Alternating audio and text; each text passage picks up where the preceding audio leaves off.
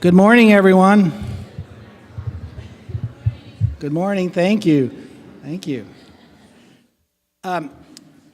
You know you can be wherever you want to be, but if you want to be in the back, that's fine. If you would like to sit down for a 2.5-hour presentation, you might want to come to the front. There are plenty of chairs down here in the front, but that's the last time I'll tell you to come to the front. All right. Thank you all for being here today. I'm Mark Pagano. I'm your chancellor. Hopefully everybody knows that. But you probably remember that I essentially interviewed. Let me see if can I walk away with this? Can you still hear me? Is that working? Is this working? No. It was. Now is it working? No. I'll stay right here. As you remember, I've interviewed on a strategic planning platform. If you remember my Venn diagram, the first bubble that came in represented me, and I told you if you hired me as your chancellor, that was going to be the first component of the overall vision and mission that we set as a campus. And I told you what kind of guy I was, and that I liked to do strategic planning. So you've probably noticed that I'm holding true to that. I'm a little over the top with this, and I've tried to mellow since I've been here. I've been put in my place several times, and it's caused me to mellow about being a strategic planner.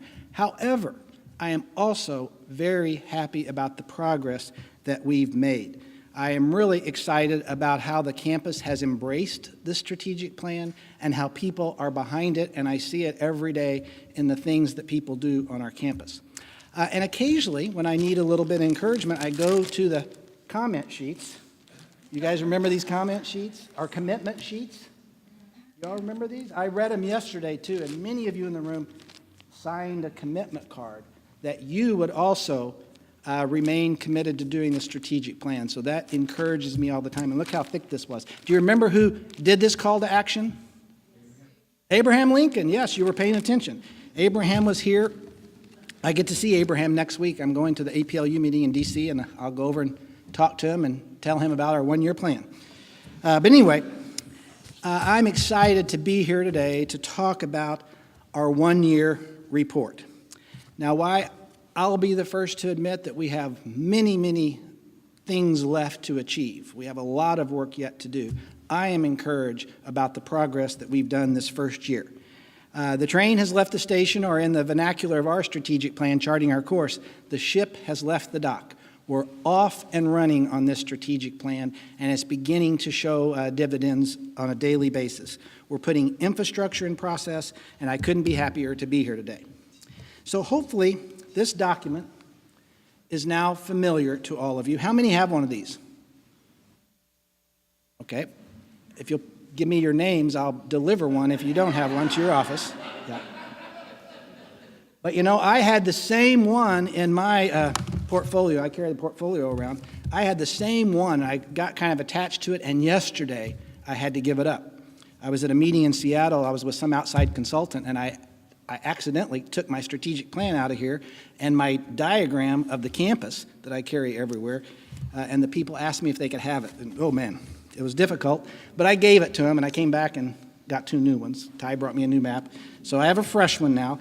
But I hope that before we're done that you'll all carry your copy around and refer to it often. So I also love this view of our campus. This view of our campus just makes me feel comfortable. It's part of why I think we all like working here. Our campus is attractive, and it pulls people in to see what's going on in this vibe. You better enjoy it, though, because it changes on a daily basis. We have projects everywhere now. Down here by Carlton, there's going to be a big hotel. There's going to be some micro apartments up here next to Court 17. You can't see it because it's back into the page, but there's going to be a big development on the corner of 21st and Jefferson. So our campus landscape will change, but we'll always have this main corridor of the old warehouse district. So let's review. My job is to kind of set the stage and review. You all remember how we started the plan. We had the big question. We went around with the big question. We did focus groups. We did interviews. We did surveys. We did one-on-ones. We went all over the South Sound, and we went to Seattle. We invited people to campus and asked people the big question. The plan was going to be in 2 steps, understanding the vision that all of our constituents had for this campus in the next 25 years, how it can make a positive impact on the South Sound in the next 25 years. And then and only then would we map out a strategy to get us through the first 5 years of that. So it was a 2-step process. The team compiled all the results of the big question, and the big question was also in 2 parts too. It was the big question, but then it was also a little bit of a survey. We asked people, how do you identify with this urban serving mission? Because remember, we asked them, the big question had to do with the urban serving mission, how it could help the campus achieve its aspirations. But then we also asked people how you identify with this urban serving mission. And I believe we were all very pleased with the results. What we learned was that a large percent, 48% strongly and 38% somewhat, embraced or identified with this mission. And the breakdown was different among the various groups that responded to this, but by and large, we had really good buy-in, plenty of buy-in for us to move forward.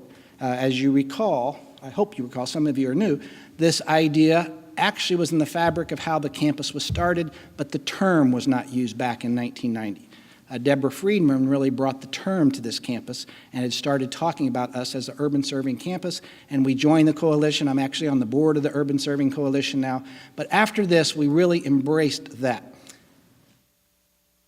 Now, all of those interactions, we had a very competent researcher that was on our team that was used to putting lots of data into database.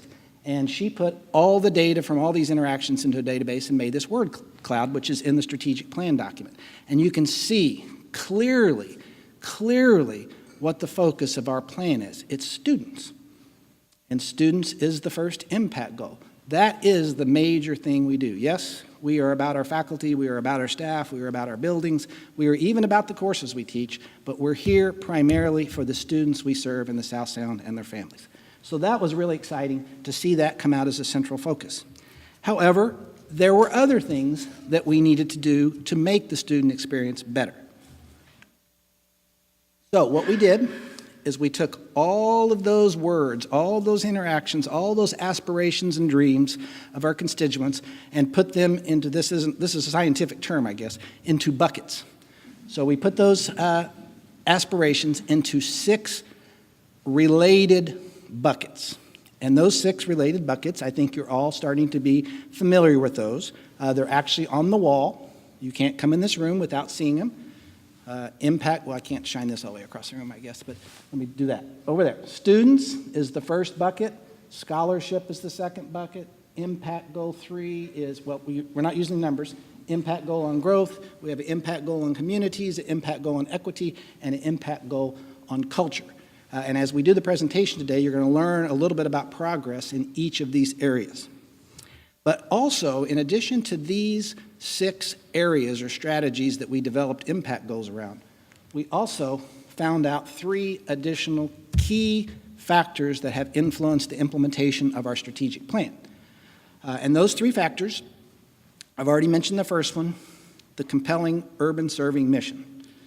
And it's a good thing, I always say, it's already in stone, because on the beautiful monument we have to the late Deborah Friedman, it talks about that right up here on the Prairie Line Trail. So we can honor what she brought to our campus for many, many years to come, decades to come, millennium to come, because it's written in stone up there that we are an urban serving campus. Another thing that we really kind of had missed in the past was our commitment to access. You know, we had these 4 core values that are around the access goal now: diversity, innovation, community, and excellence, which were always here. But not until we were doing the strategic plan did our graduate student on the team stand up one day. His name is Chris Hildegard. I think his last name is Hildegard, but I know him as Chris. Stood up and was pretty adamant and a little bit emotional that we had left out access. So we adopted that as our central theme in our compass rose. So that was important. And then the last thing that was very important that we realized, and we've learn this every day. We learn that we really need to get better in this, is the commitment to meaningful, measurable results. Because if we don't have a way to measure what we're doing to see if we're making progress, then it's hard to convince the world that we are doing what we say. And nobody likes an entity that walks around saying things and doesn't really do it. So we really need to work on our commitment to measurement, and we're going to learn a little bit about that today, so that we can show that we're making progress and see where we're not making progress and work harder to make progress in those areas. That's the intent of a strategic plan. So before I turn it over to our next speaker, I want to thank the two people that really played a major role this past year. Once we got the plan done in June of 2016, we launched it October 17th last year in this room. But before we launched it, we had to get a plan together on how we were going to implement the strategic plan. And we worked really hard over the summer, and I got two volunteers, two extremely capable volunteers that both had other jobs. The first one had the other job of being retired already and was just stepping into that retirement. A longtime faculty leader on this campus, Marcy Lazari, and she agreed to come back for a year and pick up the torch along with her co-lead and guide us through the first year implementation. The second person was Kathleen Farrell. Kathleen, I believe the day I asked her to help lead the strategic plan, I also asked her to serve as interim co-vice chancellor for student enrollment services, and she already had a job. So essentially, she went from one job to three jobs in one day and did that happily most days, yeah, all days. She did that happily. So I'm really indebted to these two women for carrying the torch forward and taking us through our first year implementation. So thank you. Thank you.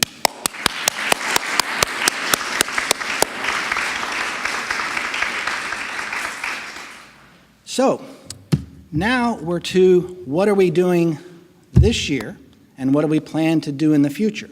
Well, as you all know by now from my announcement, we were very, very lucky to attract one of the initial leaders who led the strategic planning formation. As you recall, we had a group of about 30 people who worked for 10 months to put this plan into being, and that was co-led by Mr. Richard Wilkinson in Finance and Administration and Dr. Bonnie Becker, who is a professor in marine ecology in SIAS, and she was willing, she went to Argentina first, but when she came back, she was willing to pick up the role of now serving as our Assistant Chancellor for Strategy and Assessment, and she is doing a fantastic job, and I'm going to turn it over to her at this time. Bonnie.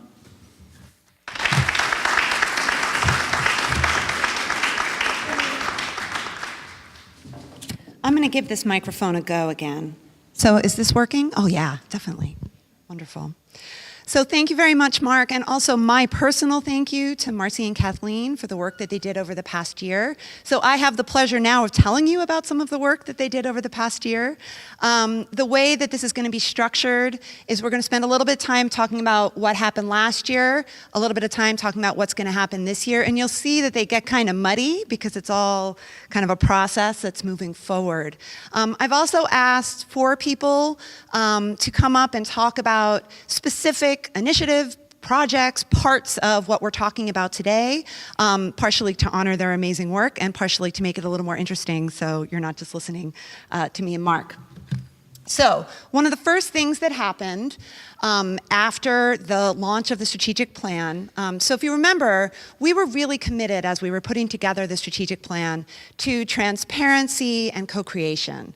And so in the implementation, we wanted to continue with that same spirit. So there is a committee of people that are tasked with oversight over the implementation of the strategic plan, the Strategic Planning Coordinating Committee.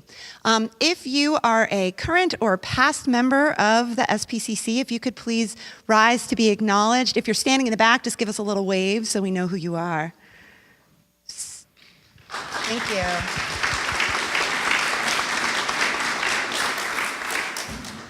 So the way that the SPCC was structured is there's 2 co-champions for each goal. One co-champion was appointed by Mark as someone who was, whose daily job really played so closely to what we're talking about in the strategic plan, that it made a lot of sense to have them as one of the co-champions. And then the other co-champion was nominated from the faculty, or the faculty and staff at large. We also have representatives from representative bodies across campus for students, faculty, and staff. And then student at-large positions that we are working to fill now. We've had 22 nominations and self-nominations for those, which we're really thrilled about. And then we've also added this year a co-chair emeritus position for Marcy to take advantage of her wealth of experience and history with this project. So one of the first things that the group did was focus on plan-aligned work. We heard from one of our community members who was part of the writing team about this concept of braiding, that when you read the strategic plan, you probably, when you read it, when it first came out, you probably thought, gosh, there's a lot that we're already doing that's really aligned with this plan, because the plan was a reflection of who we are and who we want to be. And you probably thought to yourself, I am doing some things that I think play into the strategic plan.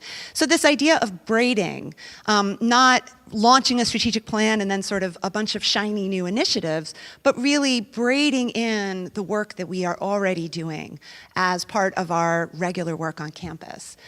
So there were a couple of ways that we've done that. You were probably familiar with lightning talks that happened last year. We had one for equity and one for community. So that was playing off the Office of Research's very successful program. There's one today, I believe, later this afternoon, where people give very short talks about their scholarship. We did something similar for equity and community. And this year we're going to do students and culture and maybe more. But those two we're pretty sure we're going to be doing. If you would like to see those lightning talks, they're on the strategic planning webpage. And then another thing, you might have noticed a new glossy coming around. I need to thank Megan Kitagawa and Brian Anderson and John and the team there.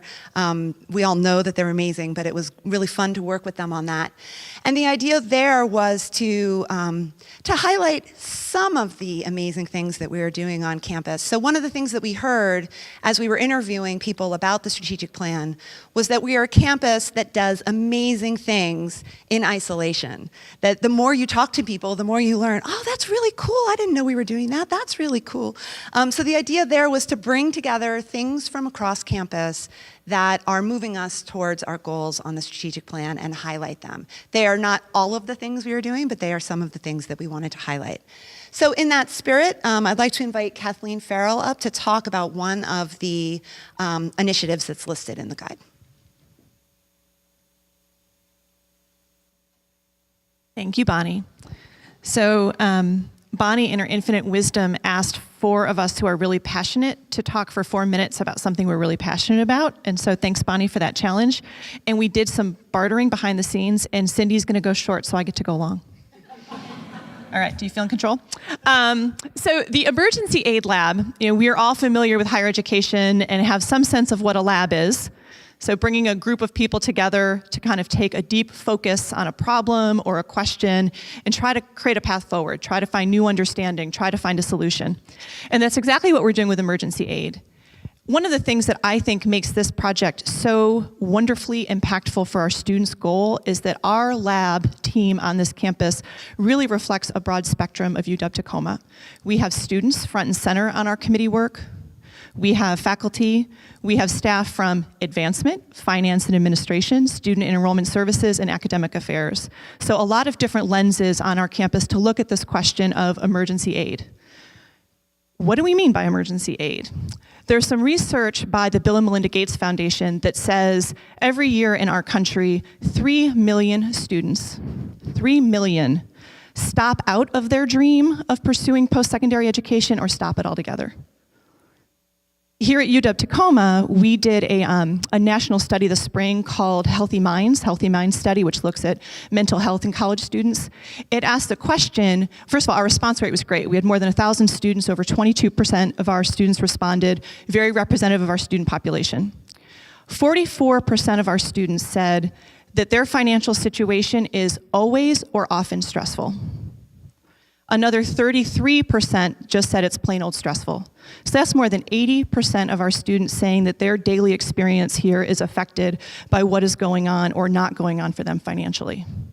So this question or problem of how do we help students make our commitment to access actually happen is a really important one for us. Oh, thank you. That's another 30 seconds right there, Bonnie, just saying.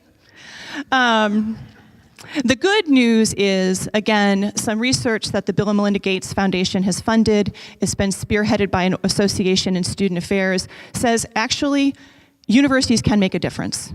And so there's research that suggests very small amounts of money can help these one-time, unexpected crises be resolved so students keep going forward. So here it talks about $1,500 as a threshold. There's other research that says for students who are very close to completion, if a campus can meet about 2/3 of a student's need, they're gonna get to the end. They're gonna get to the finish line. So we have some really clear goals to be working toward. It helps to kind of understand what these awards might go towards. So a couple of examples that are actually here from our campus. So a student who may have been living in the same apartment for many years, their landlord says, I'm selling, you need to move, here's your eviction notice. And the student can't afford a deposit and the first month's rent. So maybe they need $400, $500 so that they can have housing security. Or a student whose relationship may be ending and their spouse or partner has cut off their access to their shared finances. And they need somebody to help them bridge until they get their financial or their legal situation sorted out. Or a student who may rely on their car so they can take care of their family and they can get to their job and they can get to campus and their car breaks down and they just don't have enough money in their pocket to take care of it. So these are some of the kind of one-time, unexpected situations that we know that we might be able to help students with. A lot of campuses are recognizing this opportunity to be supportive. Many campuses are putting resources together. Our advancement team and some very generous donors have given us a foundation to be able to award support. In all honesty, a lot of times our financial aid team, and I don't think Tori or Mariah, I don't think anyone's here, are amazing. We find ways to address these needs without using private money. A student may have unawarded aid. They might be eligible for additional loan money that they'd like to take, or they might be able to take a short-term, no-interest loan, which we can make available to them. But of campuses that have resources available, 70% don't have a plan for how do you get it out there. How do you identify the students? How do you decide who gets it? And how do you actually get the money in their hands?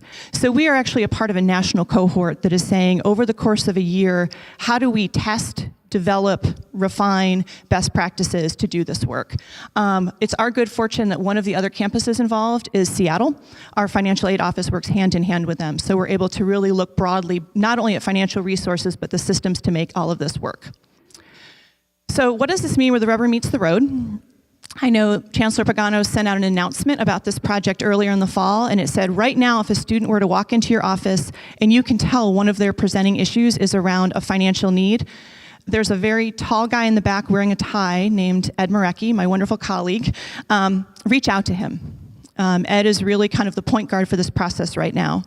We are very close to launching a beautiful new website that will actually be a tri-campus tool that students will be able to find for each of their campuses, a very quick application to request support, and also other resources. I need help with childcare. I need to find a local food bank. I need some help finding low-cost legal assistance. You will know about that. I promise you will know about it as soon as this goes live. It's in development. I'm going to stop there because Bonnie's going to get a big old time. But thank you very much. Thank you.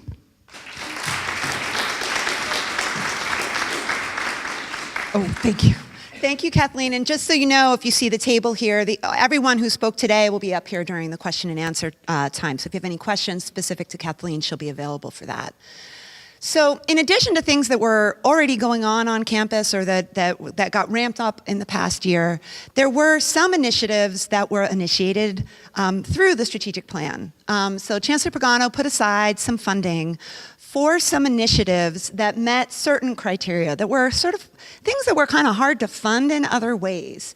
And so you probably noted last year there was a call for proposals. We got over 100 ideas in the original campus-wide call, 27 full proposals, and then 10 projects that were awarded what we affectionately call SIFs, Strategic Initiative Fund projects. And the criteria used there was that they involve a cross-campus collaboration, a broad scope of impact, and are sustainable and create systemic change. change that reshapes the UW-Tacoma experience.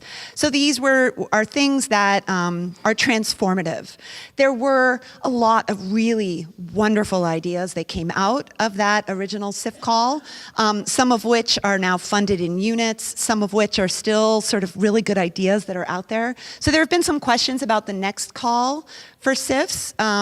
So these original SIFs we're about to show you were awarded in the summer. They've turned in their assessment plans last week. So we want to assess how we're doing with SIF 1.0 so we can introduce a new and improved SIF 2.0 process once we have a handle of how the first set went. So the 10 SIFs that were awarded, I love going through these. I get a little nervous going through these because there's a lot of work going on there and I always want to make sure I get it right. But also when I sort of think about after a couple of years of these 10 things going on, you know, what are some changes you could imagine on this campus as a result of these? So the first one is a local diverse vendor symposium. The idea there is to make it easier for local businesses, especially minority and women-owned businesses, to navigate the UW system so that they can do business with us. The second one is Art Building Community. That is one that is planning a series of events on campus to bring the community on campus to make art, to talk about art, to learn about art. And it also includes the creation of a advisory council with community members and students and faculty. Publicly Engaged Scholarship Fund. You have hopefully seen some RFPs for this one. That is a fund that is available for small grants for faculty who want to do publicly engaged research projects or scholarship projects. And just a little plug for that. I believe the due date is November 10th, Teron? The due date for that is November 10th, so you still have 8 days to apply for that. The Constructive Engagement Development Series is a neat collaboration between the folks in HR and organizational development and Jane Compson, who is a religion professor. So it's a train the trainer program to help people on campus have constructive dialogue, to have sort of a conflict positive way of dealing with conflict on campus. And then the institutional support for community engaged work is the creation of infrastructure on campus to make community engagement easier and to run more smoothly and to sort of bring together community engagement from across campus. Next up, the next 5. And I should mention that the really good descriptions of these are listed on the strategic planning webpage. My notes. Street law and urban debate is the creation of 2 courses around street law and urban debate. So some really innovative and interesting ways for communicating and understanding your rights. The Learning Commons is a pilot project to look at the creation of collaborative space for students through the library. And that's a pilot, but you will be seeing some physical furniture around that and doing some basic brainstorming and study around how that would look. Prospective Student Dreams. Dreams is actually, in this case, an acronym for designing rich experiences around majors, and that is a series of workshops and activities around connecting pre-college students with our majors at UW-Tacoma. Student case management is the hiring of an MSW, a Master's of Social Work, who will be overseeing some intern students from our School of Social Work to work with our students on some of their non-academic needs, similar to what Kathleen was talking about, but in a different framework. And then the last one, Transforming Global Learning Opportunities. I'm going to actually ask Cindy Scharschmidt to come up and tell us a bit about that one as our sort of representative SIF. This time I will give you. So yeah, the SIF proposal is that I'm going to be talking about is really a collaborative effort between 3 offices on campus: global affairs, academic innovation, and undergraduate education. I can't see if my collaborators are in the room. Colleen is. Is Deirdre here too? Okay.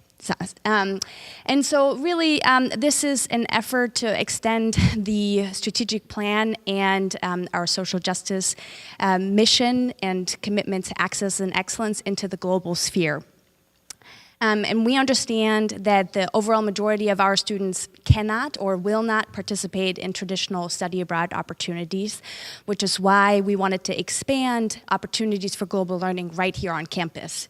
The project is made up of 3 different initiatives, the first of which is called the UW Tacoma COIL Fellows Program. And can I say a show of hands who here has heard of COIL? All right, many of you have, but just those who are not yet familiar, COIL stands for Collaborative Online International Learning, and it's a pedagogy that connects faculty here at UW Tacoma with faculty at another university. And the idea is that the students in those classes work together on shared assignments and projects and are guided in that work by faculty here at UW Tacoma and abroad. And really it's an opportunity for students to work in multinational teams without requiring travel. We just accepted the first cohort of COIL Fellows, and I see some in the room, and also see a few faculty who've already designed COIL classes even before this initiative existed. The emphasis with the COIL Fellows program here at UW Tacoma is on the core and other 100 and 200 level classes. And the reason we emphasize those types of classes is that, as we all know, high-impact practices contribute to student success, and we really see this as an opportunity to help students persist to graduation, and this is why we focus on the core and 100 and 200 level classes. The second initiative that part of this larger project is our peer-to-peer Global Ambassadors Program, and I really have to give a shout out to my 2 colleagues, Courtney Kroll and Amber Hallberg, who completely redesigned this project. The Global Ambassadors Program has existed in the past, but they redesigned it, really re-envisioned the program and designed it with a focus on social justice issues. And the idea here is that international students are paired with domestic students to learn from each other. And part of the program is monthly discussions on various social justice topics that are being looked at both in terms of how they play out here in the US and then abroad. They just accepted their first cohort, and they have 24 students in the program this year. And then the last initiative in this project is what we call our language exchanges, and this is really an opportunity for students to learn languages that we don't offer at UW Tacoma for credit, right? We just offer Spanish and Chinese, but in conversations with students, I've heard a lot of interest in languages like Arabic and Korean. So this year we're piloting Arabic lessons with an international student from Saudi Arabia who is just tremendous, doing tremendous work, and has started giving free Arabic lessons essentially over lunch on Tuesdays and Thursdays. She's done 3 of them, and it was a mix of students and staff that have attended those lessons. So if you're interested, come and talk to me later. I know I'm out of time, but I did want to just put up here the first cohort of UW Tacoma COIL Fellows. As you can see, SIS faculty are overrepresented. And so we're already plotting for next year and are focusing our outreach efforts, or will be, next year on those academic units that are not represented on this slide. So if you're from those areas, I will come and find you after, or you come talk to me, and I look forward to welcoming some of your faculty next year. Thank you.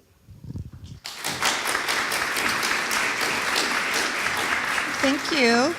And if we're doing this right, you should be hearing from these SIF folks throughout the year as they're doing their work. So we've already told them we're going to hit them up for lightning talks and a range of other things to make sure that we're hearing about the work, the exciting work that's coming out of that initiative. So thank you, Cindy.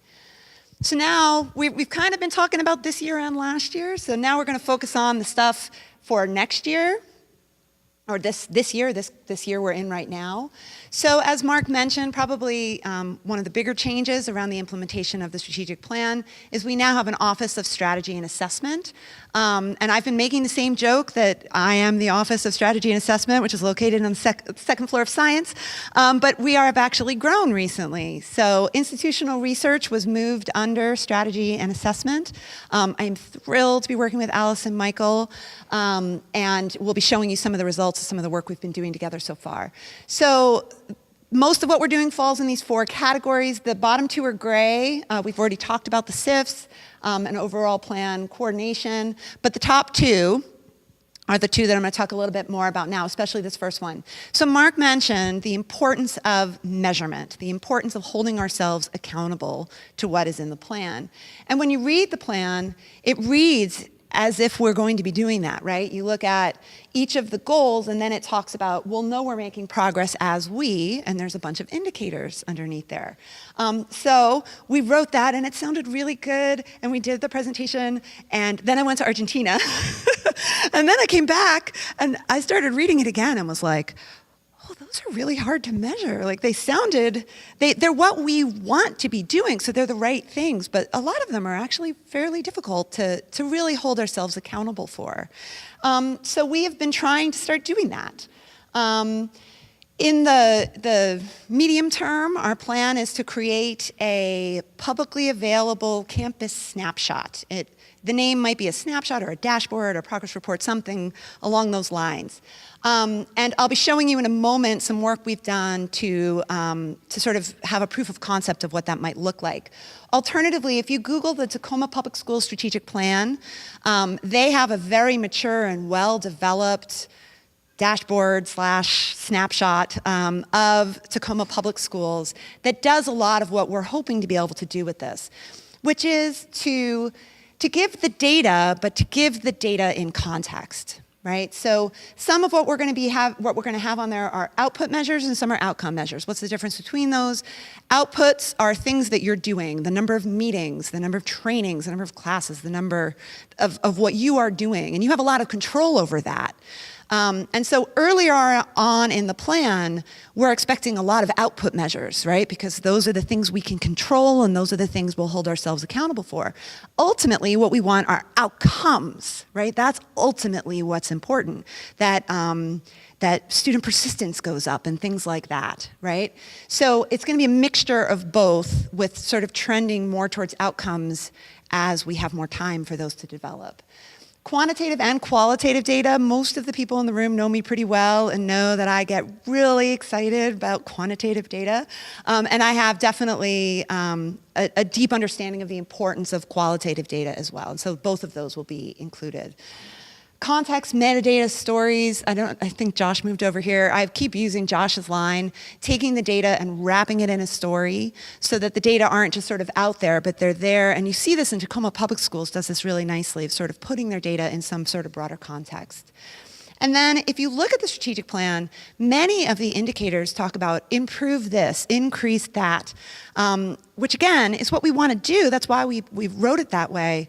But then when you sit down to actually do it, it's like, how can you talk about increasing or improving something where you don't really even know what your baseline is? So this is our challenge, and this is what we have started to work on.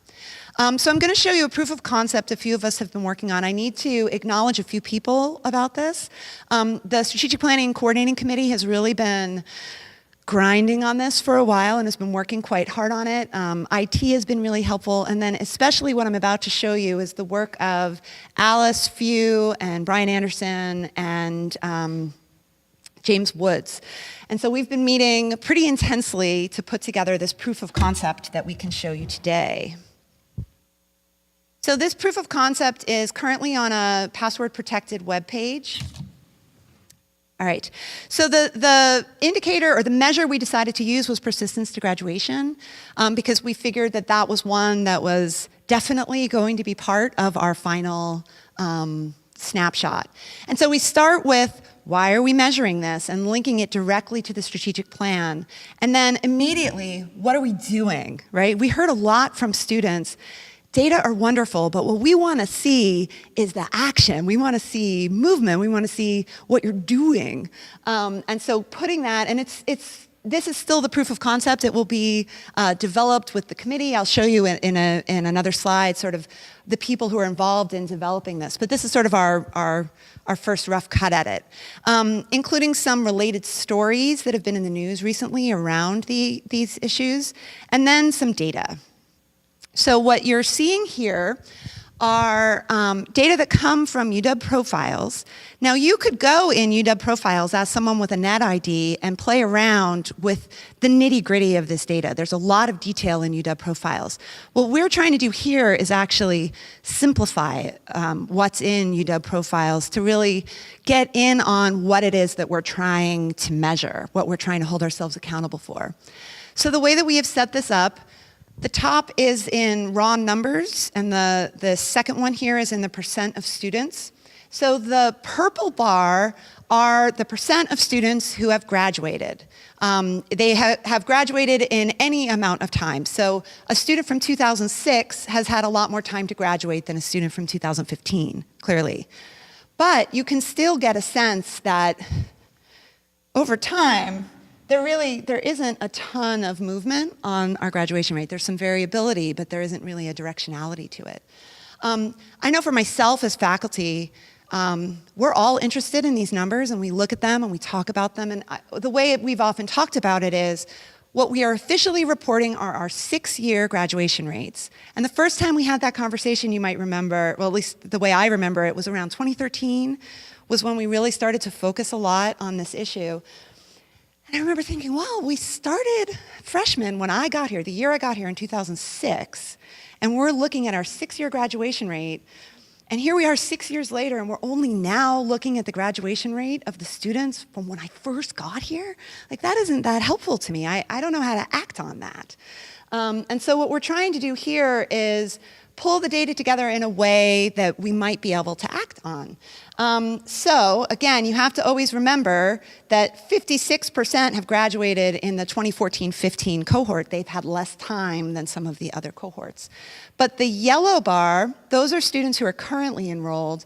The green are students who are eligible to enroll, and that is defined as students who are not currently enrolled but have been enrolled in the last 2 quarters, excepting summer. And then the gray bar are students who have not enrolled in the last 2 quarters, excluding summer. So if you think about it, Alice is the one who made this bar green, which I really appreciated. There is opportunity in that green bar, right? If you think about that student, that's a student who is still eligible to register but isn't here for some reason. Why aren't they here? How can we help them to get to that goal of graduation? And if you look at that green bar, depending on what happens, the fate of those students in the yellow and the green bar will really dictate what our graduation rate is. And really, it's not the graduation rate that we care about, right? What we care about is the fate of those students, right? So being able to see it in this way, I find very activating. This is going to be publicly available, which is a little different than the way UW Profiles is. We have disaggregated the data in a number of different ways, and these do allow for looking at some intersectionality. So for example, you could look at self-reported first-generation students who are Pell eligible versus those that aren't Pell eligible, or whatever specific question that you have about the data. So we have disaggregated this a few different ways. We'll be talking a little bit more in a moment about how we're going to talk about demographic data in terms of our equity lens on a lot of what we're looking at in terms of these data. Then beneath that, Alice set up a time to graduation. So whichever buttons you've selected, you can see what % graduated within 4 years versus in more than 4 years, separated obviously by first-time, first-year, and transfer students, because a transfer student graduating in 4 years is different than a first-year student graduating in 4 years. And then underneath is The small print about the metadata, which is actually really important. It is really important to keep the information about the data with the data. Some of it for us wonky people who really want to make sure that the numbers add up and that we want to know what the sources are and that kind of thing. But also, I think, in the bigger picture. So when you say gender or first gen, what do you really mean there, and how are you really measuring that? We're going to talk about that in a little more detail in a moment. So we are super excited to be able to show you this. November 2nd has been our deadline. And again, I really want to thank the work of Allison, Brian, and James to pull this together so we had something to show you today. So how are we going to get from here to there? How are we going to get from what I just showed you to a full-blown campus snapshot that looks at more of the indicators on the strategic plan? This is going to take expertise from across campus. We have the co-champions who can be really helpful in reaching out to different people. And we're also planning on working with some existing bodies on campus like the Student Success Task Force, which you'll be hearing about in a moment, the Office of Research, Linda's group, Advancements, IR, IT. There's lots of people who can contribute because not just in the way that we're presenting it, but what we're presenting is important. What goes in that dashboard is ultimately quite important. You know, you value what you put in your budget, but you also value what you measure. So two of the things we're doing kind of a deep dive in right now is we're working on defining the terms. So again, a lot of the language in the strategic plan, we really loved when we wrote it, and then you sit down to measure it, and it's like, someone on the committee used the word, it's a little bit paralyzing, because it's hard to measure something when there are a lot of terms in there that are somewhat ambiguous. So we're defining terms for this time and place. So it's sort of an operationalization of the plan. And then we're going to have a deep discussion about how equity is represented in these data. And for that, I'd like to invite Amanda up to talk a little bit about this.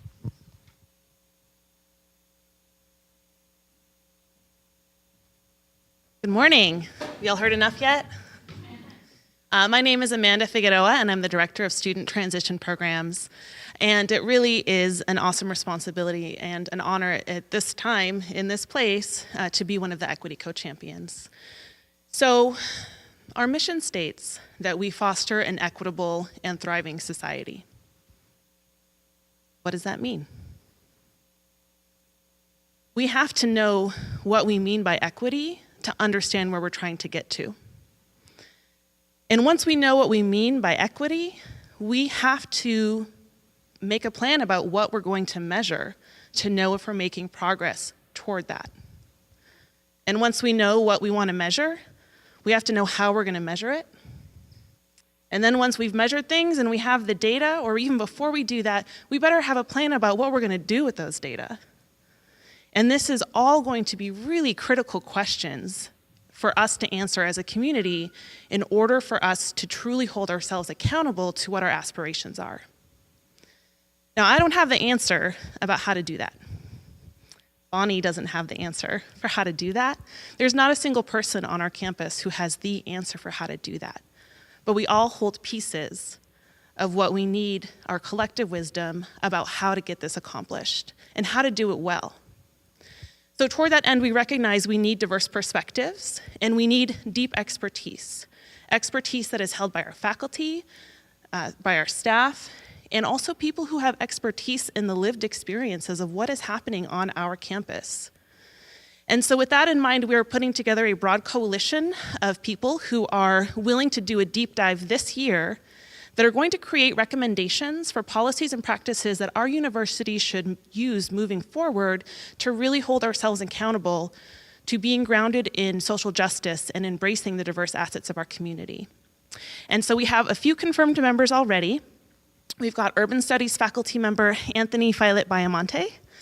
We've got our Center for Equity and Inclusion Director, Shaquita Humphreys. We've got our Associate Vice Chancellor for Enrollment Services, Carl Smith. We've got our institutional analyst, Alice Few. We've got our equity co-champions, Ruth Ward and myself. We've got Bonnie Becker.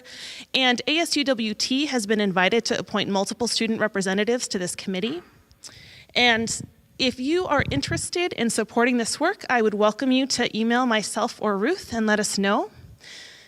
If you have the time and the capacity to be in the committee, fantastic. If you are interested in this work, but you don't have time and capacity to do the meetings and do the work that we're going to be involved in, know that we are going to have multiple public forums in winter quarter to really make sure that we are creating opportunities for different stakeholders to invest and to help us do this work.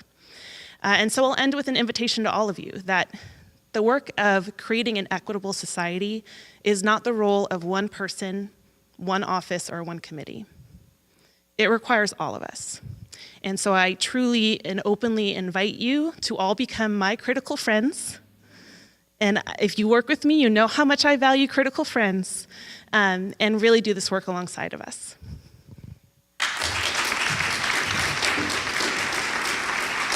Thank you. Thank you so much, Amanda. I'm really excited to see how that develops. And then the next person I'm going to invite on stage is Jill Purdy, who'll be talking about the Student Success Council, which is another group on campus that's going to be contributing to this work. Thank you. Hi, everybody. I have the privilege of introducing the Student Success Council, which is actually both an old and a new initiative. In fact, on the earlier slide it said Student Success Task Force, which I know quite a few people in the room were involved with. The Student Success Task Force was created while the strategic plan was being developed so that we could begin making progress on some crucial issues at the time while there was work in progress, and we have some wonderful outcomes of that. One of the most visible is the First Generation Project, where we see posters, and we now have a First Generation Fellows group. We've seen a lot of great products out of the Student Success Task Force, but we wanted to transform that limited term task force into an ongoing council that would engage and involve people across campus in working on some key initiatives, particularly focused towards undergraduate students. And undergraduate students make up 86% of the students that we have on this campus. They're also the ones that we focus on the most in terms of the high population of first generation students.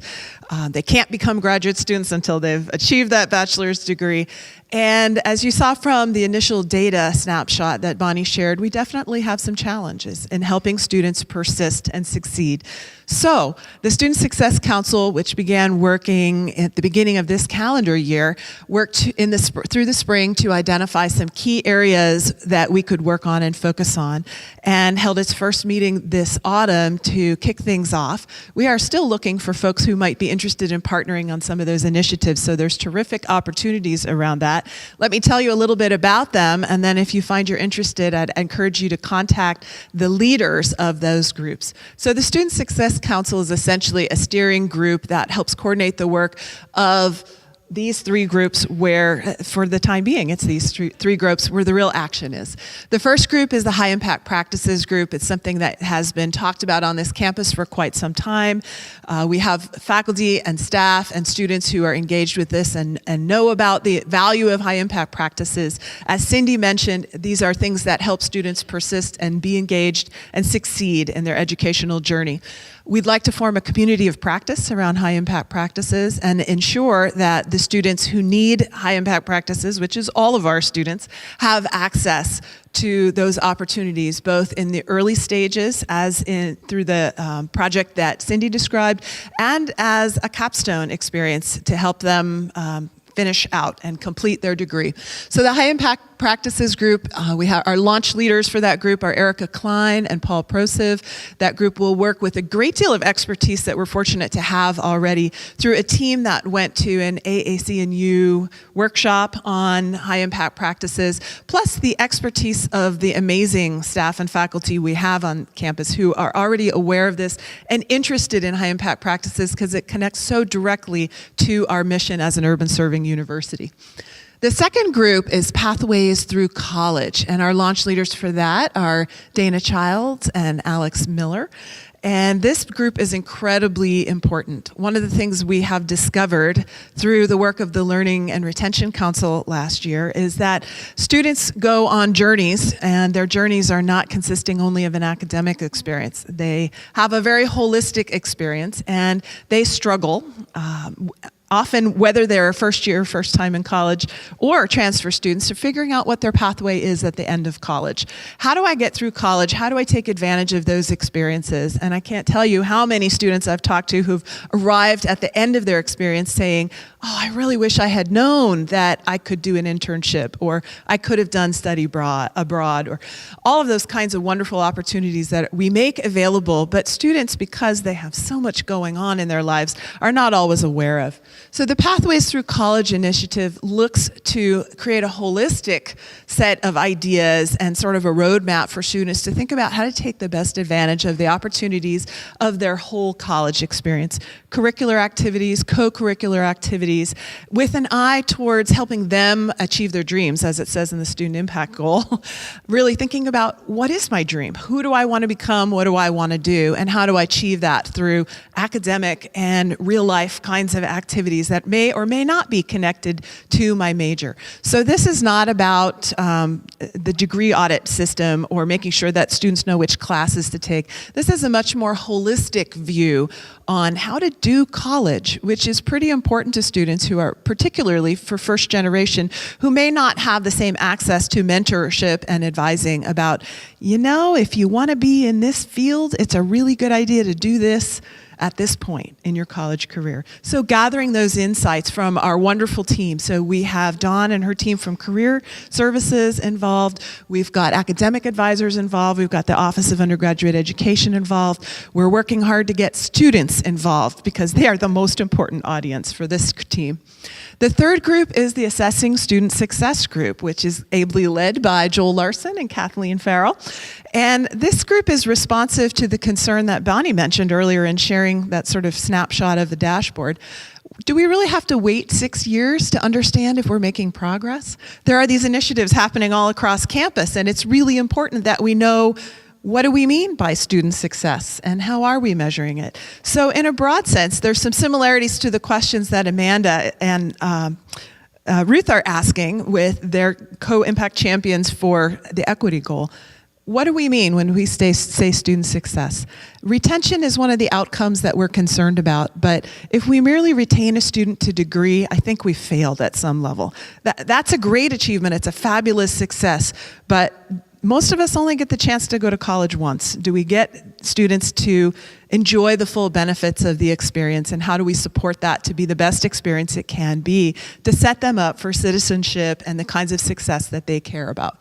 So the Assessing Student Success group will be doing a deep dive into thinking about all the ways we define student success and all the ways we might be able to measure it. And again, student involvement is important on all of these groups.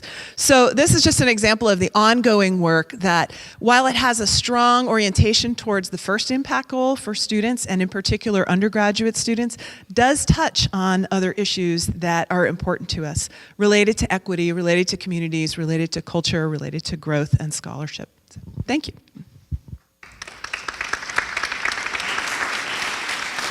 Thank you. And then the other thing I said I would talk about in terms of our office is the role of the strategic plan in other planning efforts going on around campus, especially if you're in an academic unit, but probably most of you have heard quite a bit about the campus academic plan from Ali Medeiros and Jill Purdy.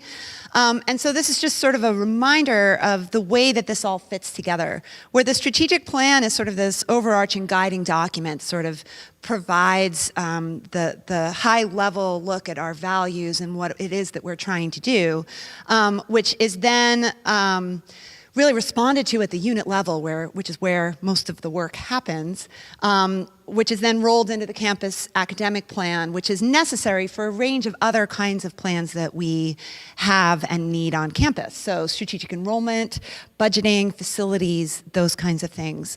Ty has some really good, far more detailed diagrams of how this is all a feedback loop. But it's important to keep sort of the whole picture in mind about how the strategic plan informs the campus academic plan, and how the campus academic plan informs so much of what we are doing and need to do in terms of how we plan our future. And then again, the student experience underlies all of this, and trying to always remember that as we're talking about some of these more detailed bureaucratic issues. So in terms of a unit level response, Mark will be talking in a moment about his leadership groups initiatives.